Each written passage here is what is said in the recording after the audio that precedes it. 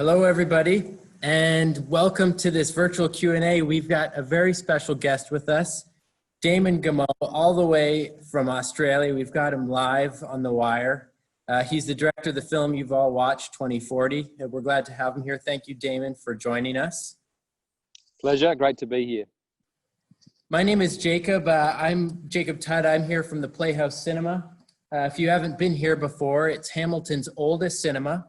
It was built in 1914, and just last year, 2019, we fully restored the theater and reopened it, showing art films, independent films, Canadian films, documentaries, Hollywood stuff.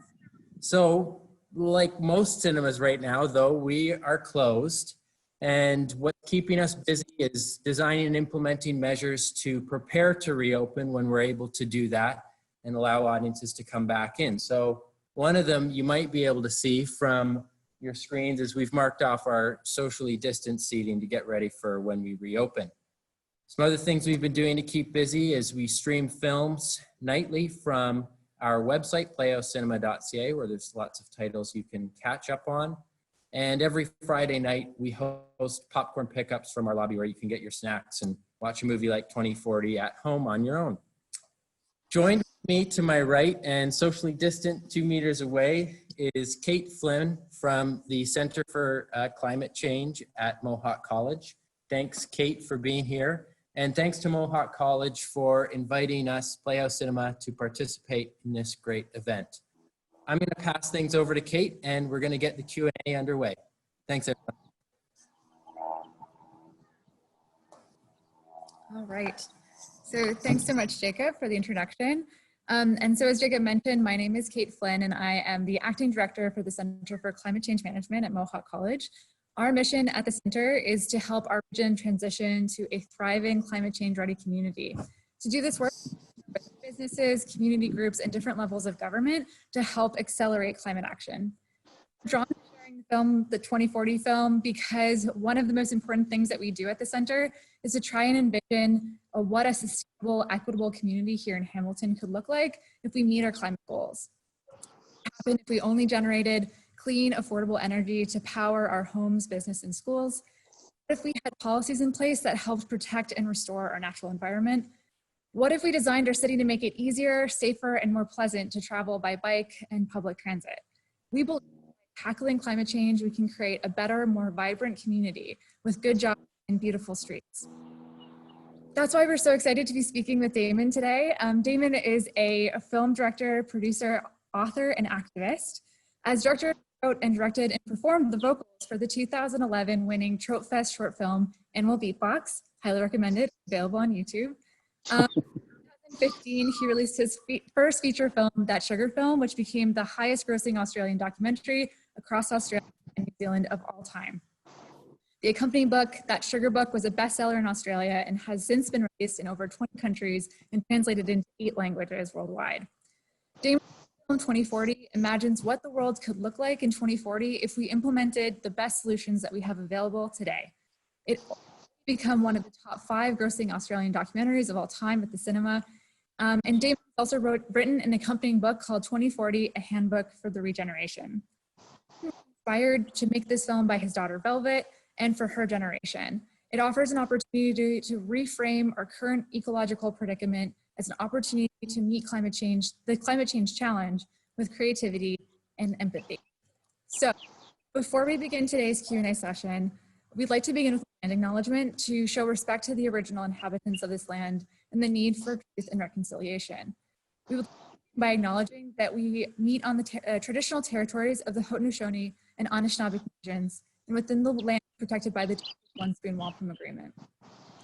The wampum uses the symbolism of a dish to represent the territory, and one spoon to show that the people are to share the resources of the land and only take what they need. Thousands of years, the first people sought to walk gently on this land, offering their assistance to the first European travelers and sharing knowledge of survival in what was at times a harsh climate. We have a relationship with the original peoples of this land, one based in honor and deep respect. May we be guided by love and right action as we transform our personal and institutional relationships with our Indigenous friends and neighbors. that, we're going to start our Q&A session tonight. For those of you at home, we're asking everyone to keep their video and mic off so that we can hear from Damon. And also, Damon is joining us all the way from Australia. So if you keep the video off, that helps ensure that we have a strong connection and that we're not overwhelming the bandwidth here at the Playhouse. If you have a question, and I hope you do, that you'd like to ask Damon, please write it in the chat box below, and we'll do our best to get to it tonight. So with that, I'm delighted to welcome Damon Gameau to tonight's Q&A session. Welcome, Damon. Thank you for having me, Kate. And I'll just say that we acknowledge our traditional owners in Australia as well, our Aboriginal Australians, and I'm on the Bundjalung lands of the Arakwal people. And I think what's particularly pertinent in this moment is that our Aboriginal culture had a very strong metaphor for how they treated the land, and they referred to themselves as custodians of the land, and they really valued the resources and knew that there was a deep connection between them and the land they had to take care of. So I think we need to be bringing in those kind of metaphors now more than ever. Absolutely, totally agree. So first and foremost, I just want to start off by asking, how are you and your family during the COVID pandemic? Yeah, so the daughter we have in the film that you saw, she's about to turn 7, so she's a bit older now. And we have a new daughter as well. She's now 10 months. So between homeschooling, not getting any sleep with a baby, and then trying to work, it's been a full-blown circus at our house. But we've got through it, and I've done obviously a lot of traveling with the film, so it has been nice to be able to stay at home and connect with the family. Australia, we locked down very quickly and we sort of shut the whole country for about 4 weeks. We're probably lucky because we're surrounded by water, so it's less of a threat for us from other countries. So we did get on top of the situation quite quickly, and we've only had a small amount of deaths, so we've been very lucky compared to other countries. Oh, that's good to hear.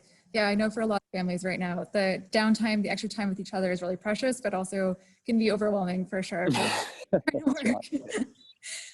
So I just want to start with asking you, what inspired you to make a film about climate change, and where did this journey start for you?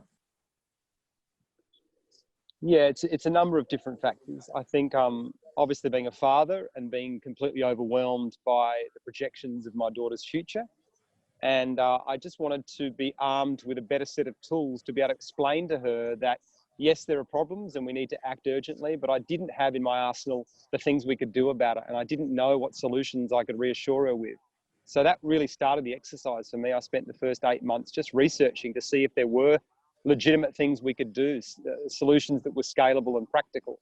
And I just felt so buoyed the more I discovered, and thought, why aren't we telling these stories? There's some wonderful things going on, and there's terrific people that are trying to get this done, but we're not hearing about them as much as we should be.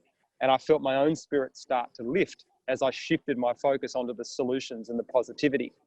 I then spoke to an environmental psychologist who explained to me that if we only hear information that comes with overwhelm and fear and dread and anxiety, it does activate parts of our brain that do paralyze us and shut down.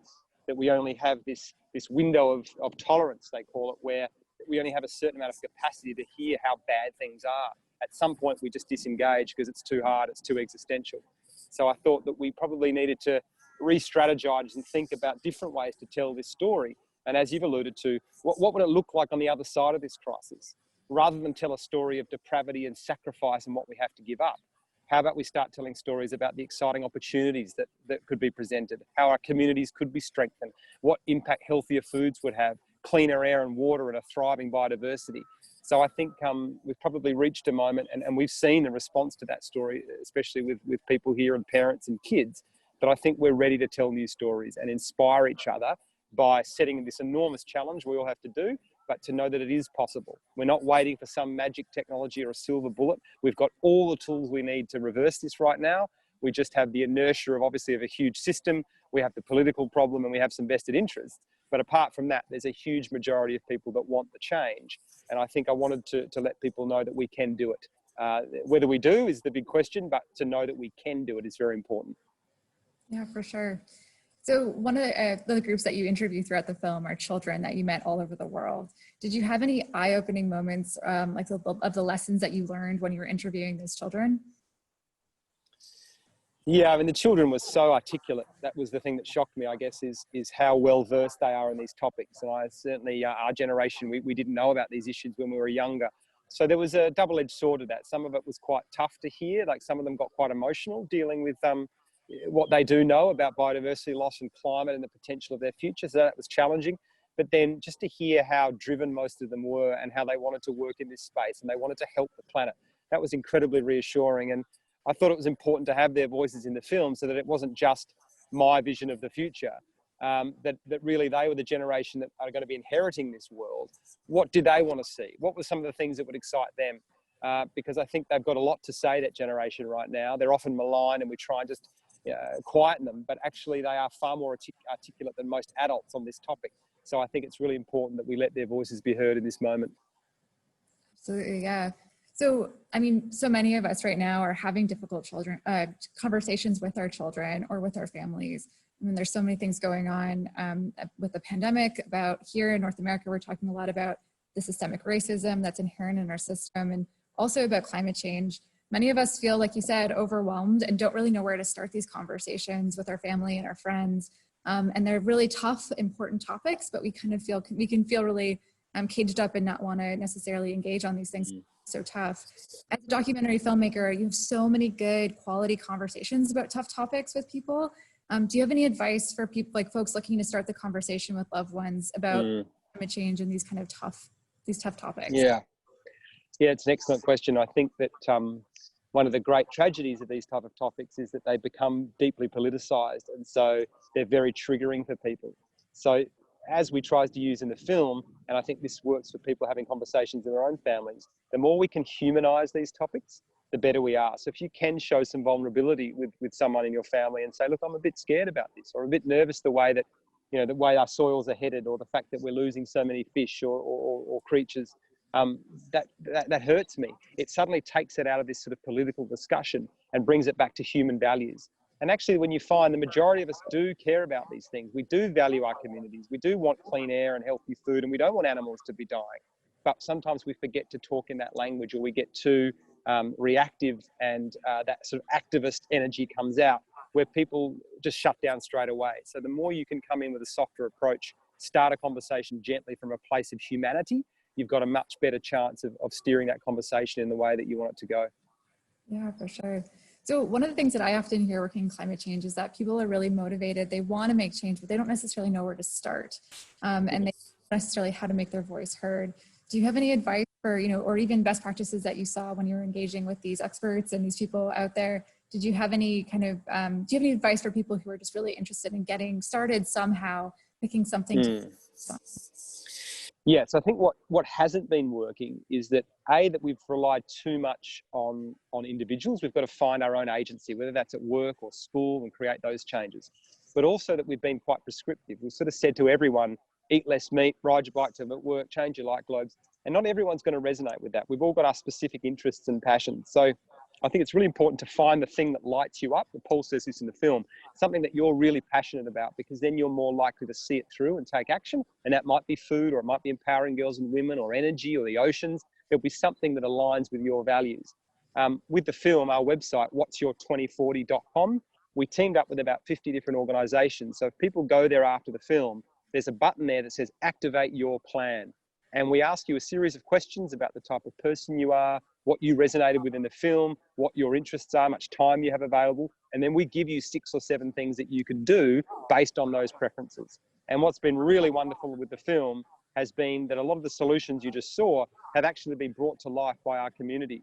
So we're now building the first seaweed platform in Tasmania and Australia here, because people gave $10 or $15 donations because they wanted to help. And we raised almost $1 million to build that. The microgrid energy, we did an equity crowdfund which raised almost $1 million for a company to start that microgrid technology. People wanted to help out. They wanted to invest in a solution that was going to give them a better future.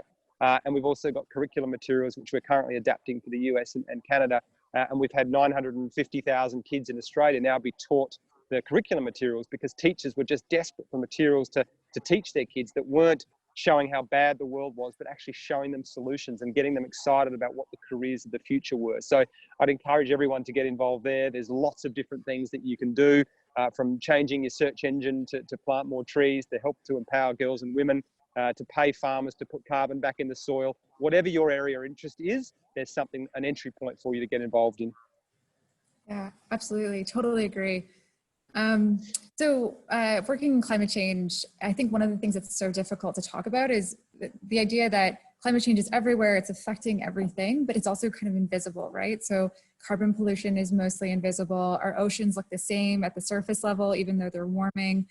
Even when we see the effects of devastating climate, fueled events like hurricanes or droughts, it's sometimes hard to make a tangible connection to climate change. And one of the things I loved about the film was that it really used visuals, like fun, engaging visuals, to try and draw people in a way that I hadn't really seen before. And I'd been really struggling as someone who tries to educate and talk about these areas. That's a kind of a common theme in your films, that you really try to use animation and really engaging visuals to try and talk about these, big issues. How do you see, visuals and animation being used in films about climate change, and why was that important to you to do? Yeah, I think it's really important. I think that as a species, we've evolved to tell stories, and we are creative. And sometimes, and it's not the fault of the scientists, but we've just relied on graphs and data and facts and logic to try and convince people.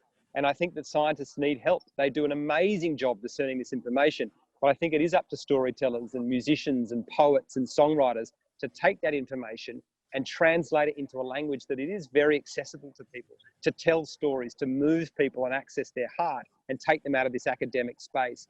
And I lament that I feel, there aren't where are these major bands singing about climate change or systemic change? I mean, they were 20 years ago, but we've lost that. We've homogenized a lot of our art, and it's very commercialized at a time where we need art to actually be saving our soul and representing what the changes that we want. So I think there's an opportunity here to take, especially documentaries, out of this reverent space that are quite dry, and sometimes they'll interview an expert in front of a bookshelf. That's great.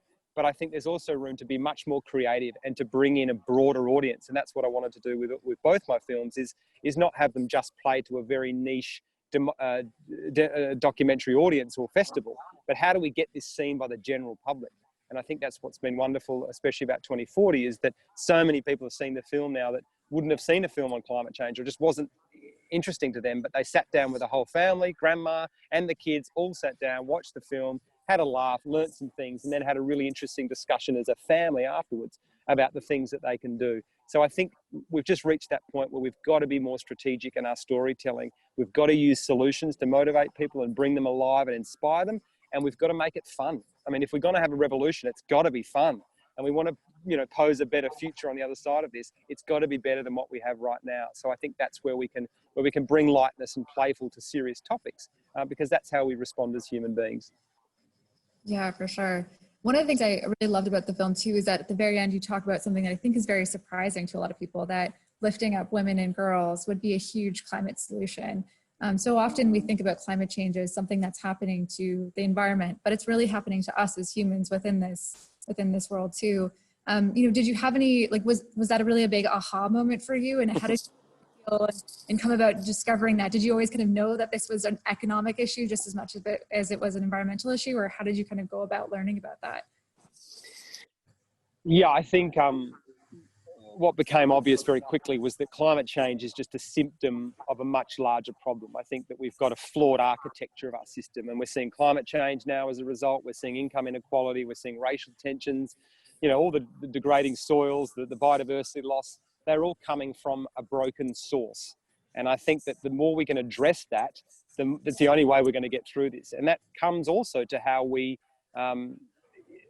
promote women in our society. And I think, obviously, in terms of the numbers, if we educate and empower girls in the right way and give them access to reproductive services and work opportunities, the number is extraordinary. It's 1.1 billion people difference by 2040.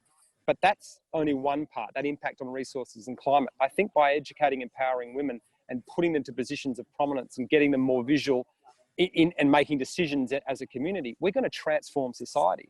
We have had this very domination, male-centric view of the world for a long time, and we need some balance, because we're breaching our boundaries, we're tipping over, and we're destroying the very world that we need to be looking after. So I think to promote a more feminine energy in this moment is just so important. So I think that solution is just so fundamental for a host of reasons, and would have huge ramifications, not only for climate, but for all of society if we got that right.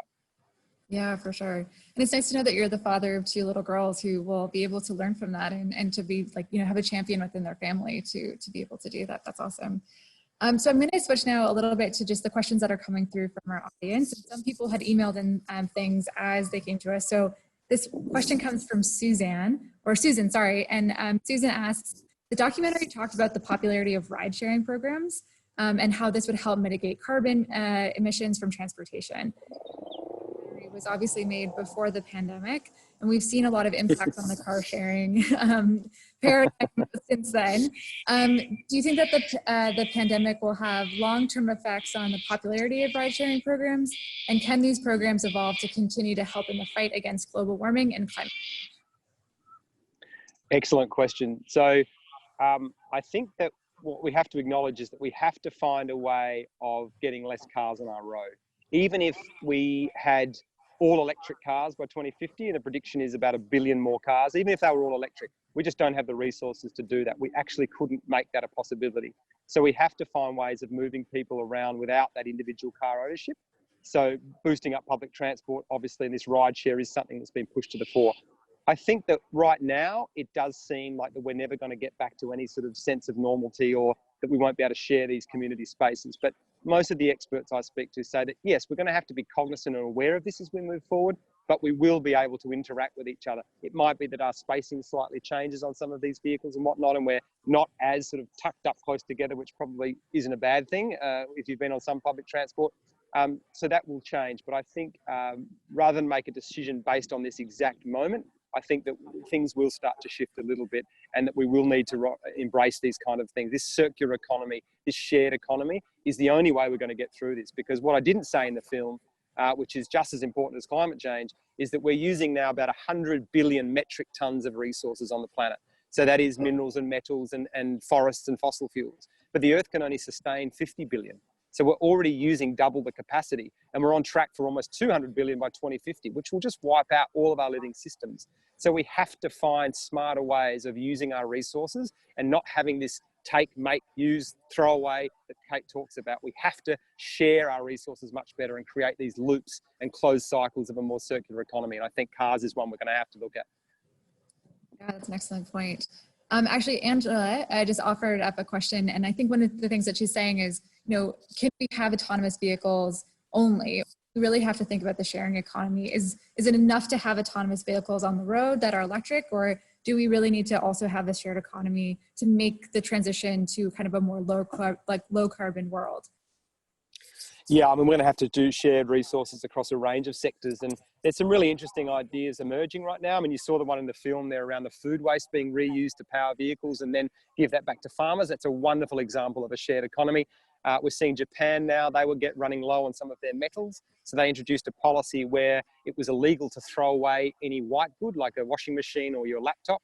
They created what they call a remanufacturing industry. So you pay a little bit more for your appliance, but then you have to hand it back at the end. They've got people that take those parts, take them apart and then remake materials. They now reuse 98% of their metal. So that's a great example.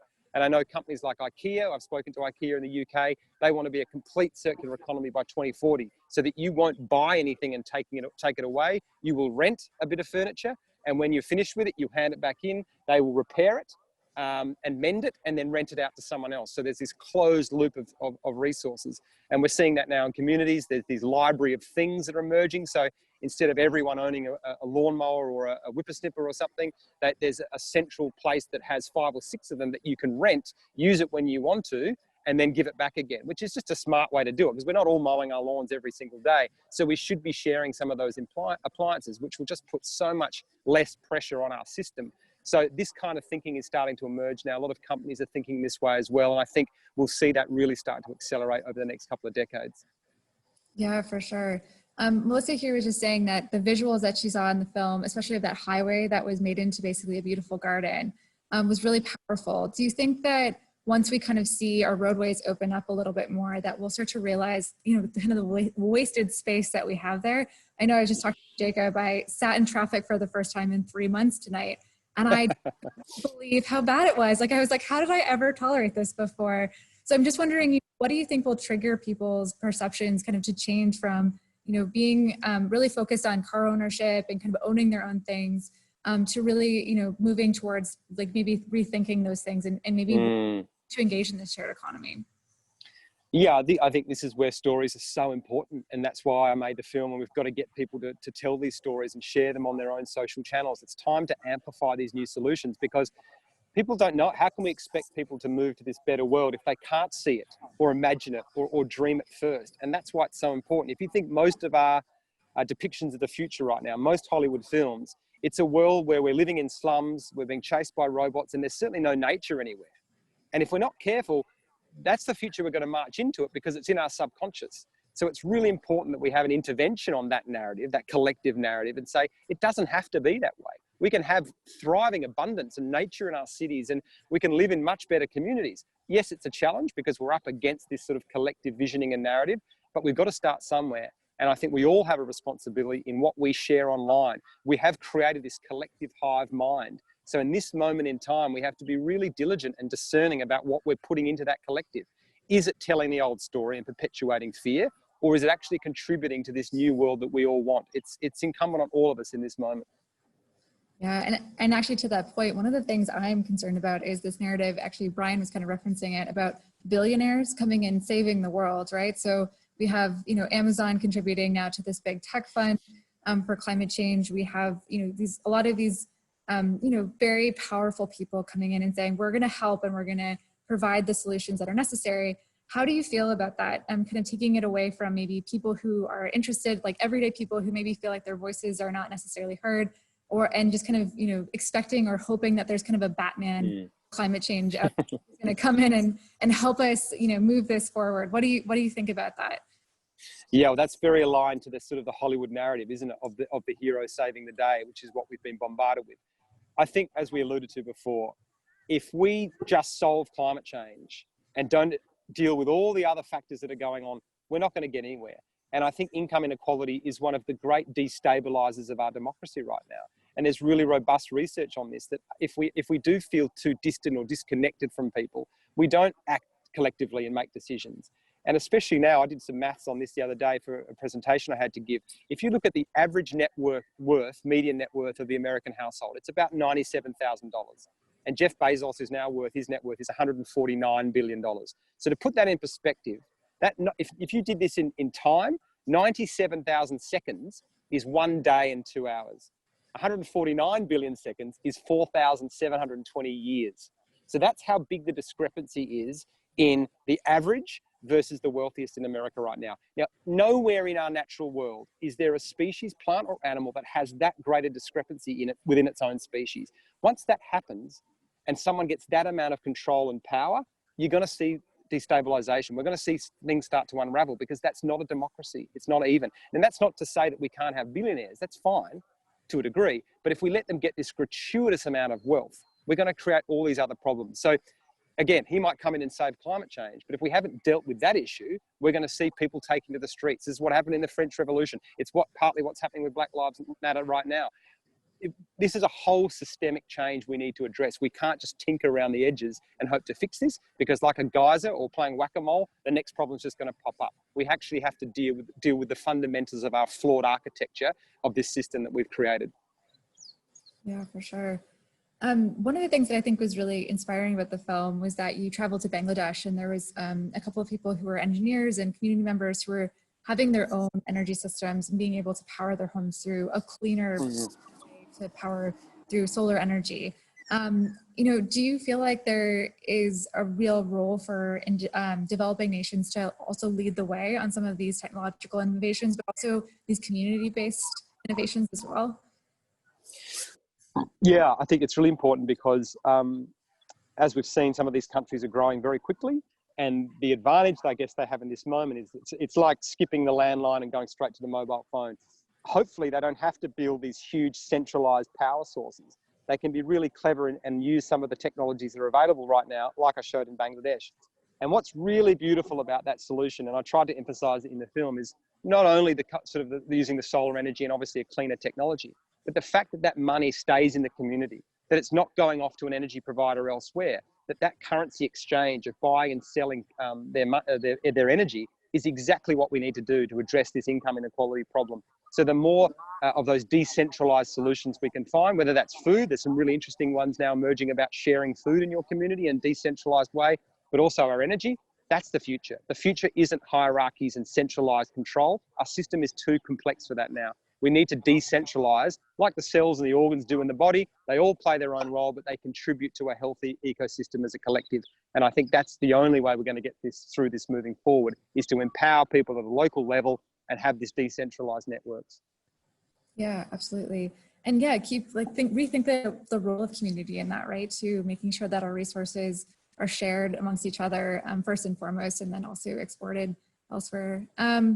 So one of the things that I think a lot of people were thinking when they saw the example in Bangladesh was, could we actually do that here? Is that something that we could take to the first world? And just as you're saying, our system and our grid is a lot more complex, or at least we've made it that way, right? Through a lot of the choices that we've made in our built environment.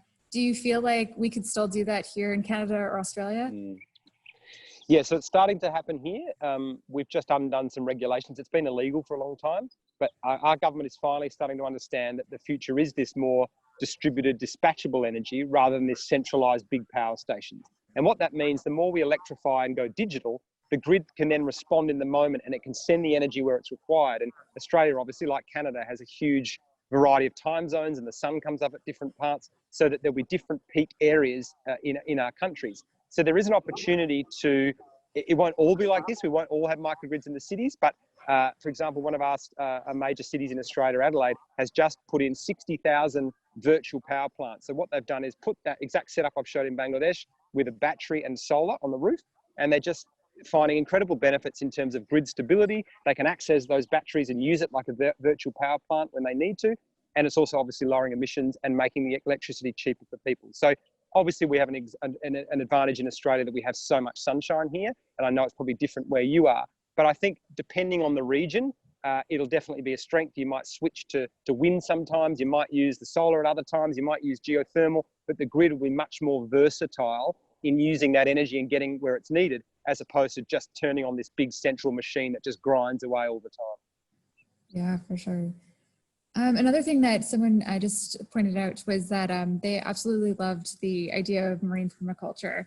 And I think a lot of us don't necessarily think of the oceans as a place for solutions to climate change. It's kind of this mystery that maybe is a little scary and we should maybe stay away from. It's a complex world that we're just starting to try to understand. What did you find most inspiring about the marine permaculture, and maybe, what is the new experiment that you just referenced in Australia that's happening right now? Yeah, I mean, this is the one that gets me the most excited and hopeful and emotional sometimes. I just think it's such a beautiful solution. There's no vested interest. It hasn't been politicized. And just to see now, like we've been out and planted these kelps in the ocean, and to see the transformation that happens when you put that life and those forests back in the sea. We've done this in Tasmania. The amount of biodiversity returns, just like planting a forest properly on land, all the life that regenerates there and the communication that goes on, exactly the same thing happens in the ocean. So all these nutrients that we don't even know about yet start to come alive, and you see the fish start to return and these different species, and that brings the higher apex predators in, and suddenly this whole ecosystem starts to re-engage.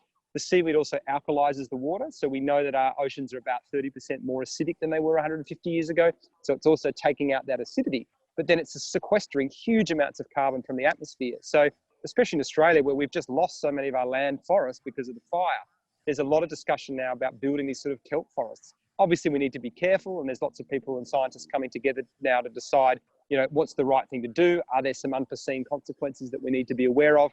But the opportunity it provides to not only provide jobs, to provide food security, especially in different countries as our land crops get threatened, but now people are using seaweed to make food, to make clothing fibers. It's a bioplastic that breaks down with just hot water. They're feeding it to cattle now and finding it reduces their methane emissions by up to 99%.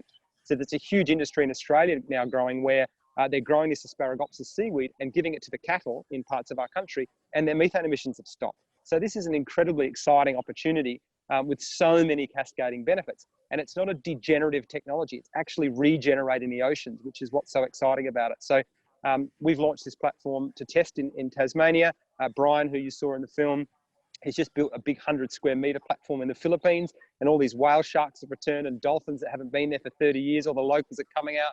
It's just a beautiful story. So there's lots more interest coming in, and hopefully these platforms can be robust and we can test them properly, because obviously the ocean is an incredibly volatile environment. The salinity and also the unpredictability of the ocean, it's such a powerful beast. But if we can get this right, I think moving forward over the next 20, 30 years, I see it as probably like we were having chats about solar panels or wind in the 60s and 70s. I think these conversations about seaweed now could see it as a huge climate solution over the next 50 years.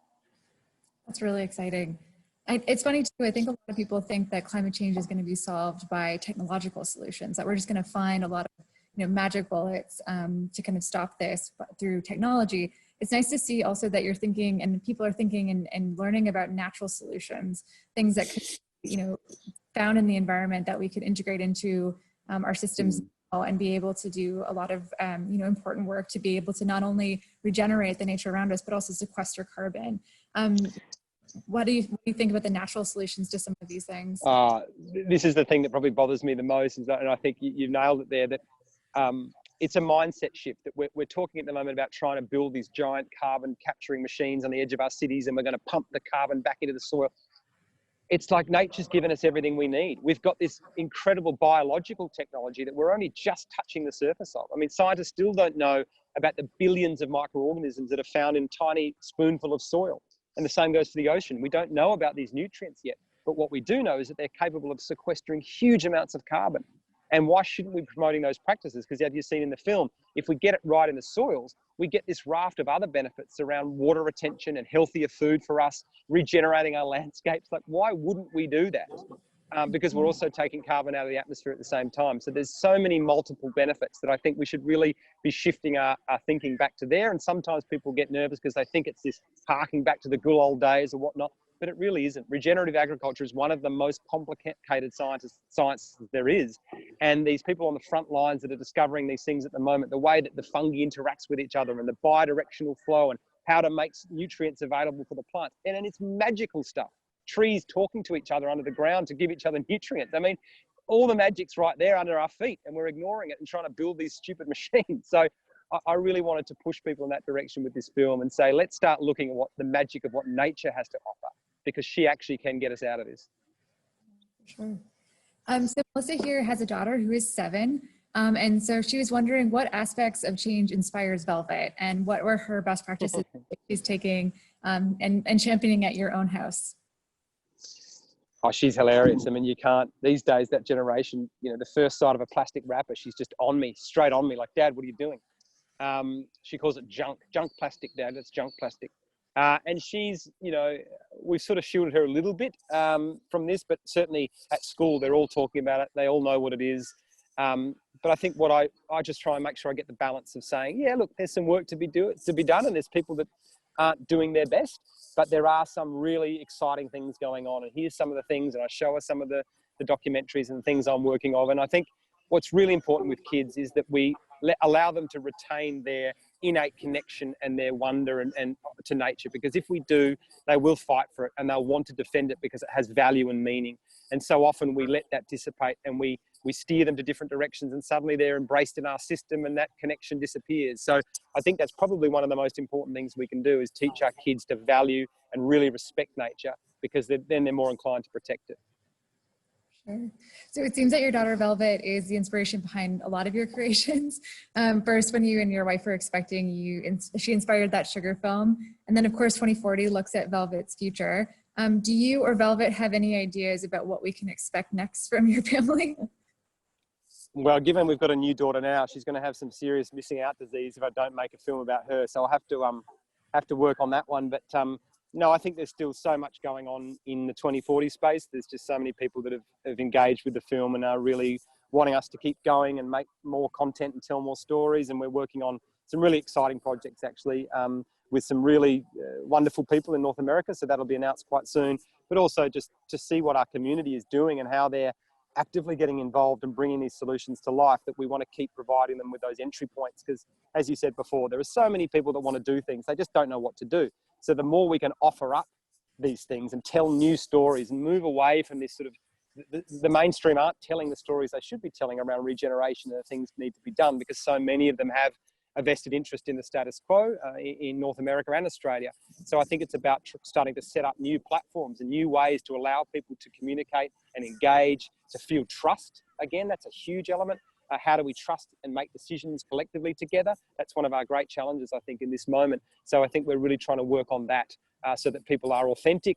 They feel like here's a space they can go to and feel safe and trusted in and meet other like-minded people.